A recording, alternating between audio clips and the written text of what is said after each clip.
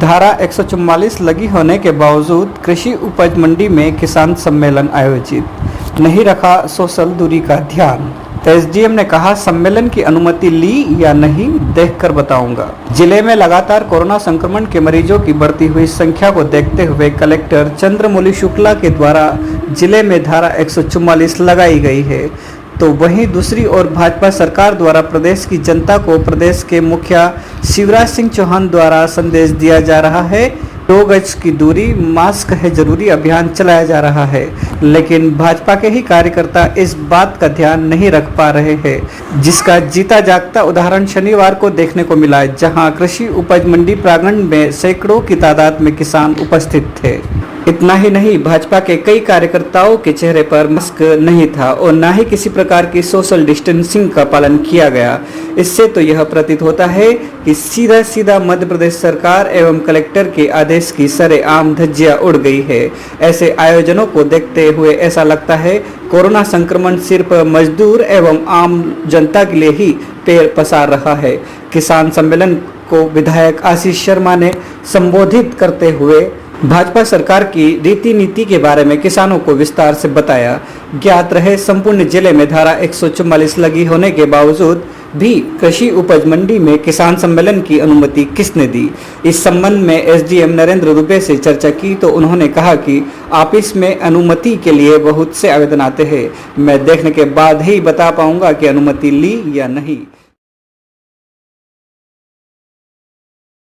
हमारी हम सब ने देखा उस कोरोना में भारत के वैज्ञानिकों के और भारत के सूझबूझ नेतृत्व के कारण हम वैक्सीन बनाने में सफल हुए हैं। विदेश भी हमारी इस बात का सराहना कर रहे हैं, लेकिन फिर भी ऐसे दौर में जब कोरोना का ये द्वितीय काल जो चल रहा है, सरकार की गाइडलाइन का प्रयोग करें। उसका आज हमने यहाँ आपने देखा, आपने सबने उसका यहाँ पर नोटिस भी किया कि हमने उस माध्यम से यहाँ पर कोरोना के नियमों का पालन ही नहीं किया, बल्कि संकल्प भी लिवाया कि आगे भी शासन प्रशासन की नीतियों का पालन करें। सर, ये मंच पर भी देखा गया और कार्यक्रम के दौरान भी देखा गया, सोशल डिस्टेंसिंग का बिल्कुल पालन नहीं किया गया। अभी आपके पीछे भी देख सकते हैं कि मतलब सोशल डिस्टेंसिंग का बिल्कुल पालन नहीं है। इसमें हम सोशल डिस्टेंसिंग हमारी जो है हम उसका पूरी तरीके से पालन हुआ भी किया है और आगे भी करेंगे।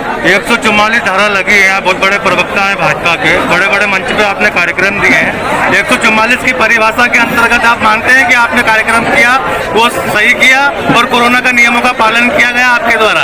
हमारे द्वारा सभी शासकीय नियमों का पालन किया जा रहा है और हम सभी शासकीय नियमों का भारतीय जनता पार्टी और उसका कार्यकर्ता हमेशा से पालन करते आए हैं। करंट लगने से, कुएं में डूबने से, थ्रेसर में कटने से जिस किसान की मृत्यु हो जाती थी, उसके परिवार को मृत्यु के बाद 4 लाख रुपए अगर किसी सरकार ने आरबीसी 6(4) में संशोधन करके दिए तो केवल और केवल शिवराज जी की सरकार।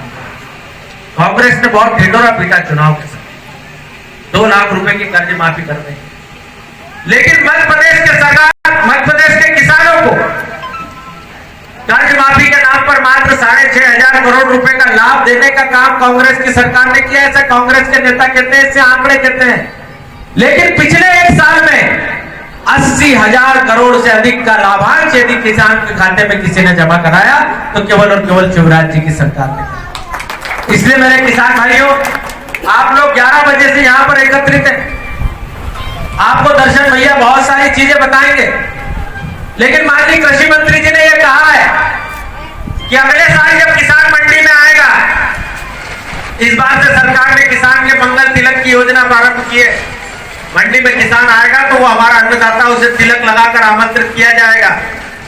5 रुपए किलो में, 5 रुपए में हर डे भोजन कराने का काम किसान को मंडियों में किसी ने किया तो भारतीय जनता पार्टी की सरकार ने किया। मुझे वो दिन भी याद है जब किसान बैलगाड़ी में घर से रात की 4 रोटी और चटनी बांध के लाता था और ट्राली के नीचे बैठ के खाता था, लेकिन इसी प्रांगण में उसे 5 रुपए में भरपेट भोजन देने की चिंता किसी ने की तो भारतीय जनता पार्टी की सरकार ने की। इसलिए ये सरकार किसान हितैषी सरकार कही है। आपको 2019 और 20 का बीमा कमलनाथ की सरकार ने 2500 करोड़ रुपए बीमे के प्रीमियम के जमा नहीं किए। सबसे पहले शिवराज जी की सरकार बनी और कोई एग्रीमेंट साइन हुआ, कोई कानून सरकार ने पास किया, कोई आदेश सरकार ने दिया तो ये दिया कि किसानों को 2019 और 20 का बीमा मिलना चाहिए और इस कारण किसान भाइयों के खातों में करोड़ों रुपए का बीमा जमा हुआ और अतिवृष्टि की राहत राशि आप लोगों को मिली।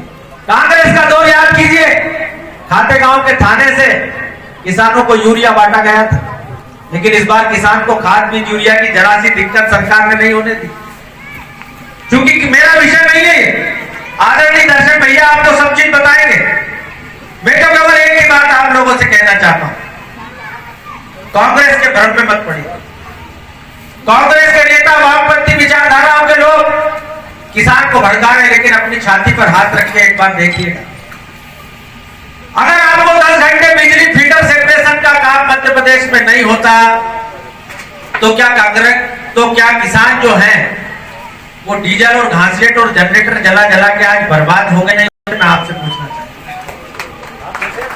अगर किसान के खेत तक सड़क शिवराज जी की सरकार बना के नहीं देती, इतने अच्छे हाईवे बना के नहीं देती, तो लाखों किसान मध्य प्रदेश की सड़कों पर अपनी ट्राली का गुल्ला तोड़ के नहीं बैठे होते सड़कों पे। मैं आपसे पूछना चाहता हूं, यदि मध्य प्रदेश की सरकार 18% की जगह 0% ब्याज पे आपको ऋण नहीं देती तो क्या खेती आपके लिए लाभ का धंधा बन पाती? मैं आपसे पूछना चाह रहा हूं। और अगर मध्य प्रदेश के अंदर मई में खरीदा जाने वाला चना, मसूर और सरसों आज तारीख कितनी है? आज है 27 तारीख। अगर 27 मार्च से आपकी खरीदी चालू मध्य प्रदेश में नहीं होती तो क्या आपको करोड़ों रुपए का लाभ मिल पाता? इसलिए मैं आपसे कहना चाहता हूं, कांग्रेस के बहकावों में मत आइए। ये सरकार आपकी है।